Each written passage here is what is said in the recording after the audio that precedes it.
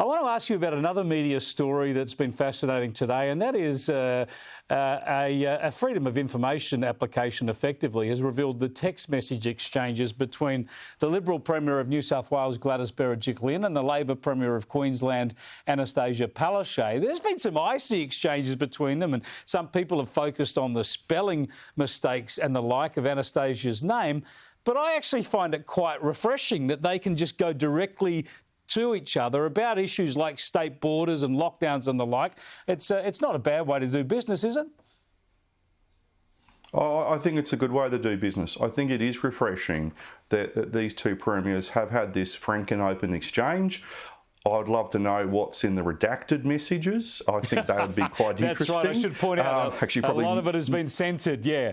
My kingdom for a look at all that.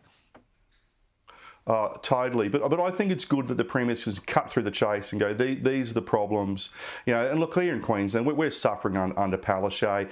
She allowed 50,000 people to go to the State of Origin on Sunday night, and good on them, but suddenly, as Campbell said, 12 hours later, she had a panic attack, and now the state, we're going into another lockdown because of someone in a Queensland hospital wasn't vaccinated on her watch. Welcome to Queensland, where the inmates seem to be running the asylum after they've had a break-in at the medicine cabinet.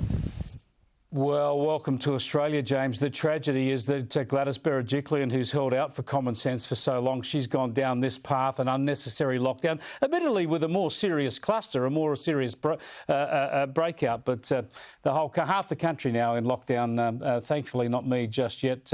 Thanks for joining us, Senator. I appreciate it. Anytime, mate. Toodaloo.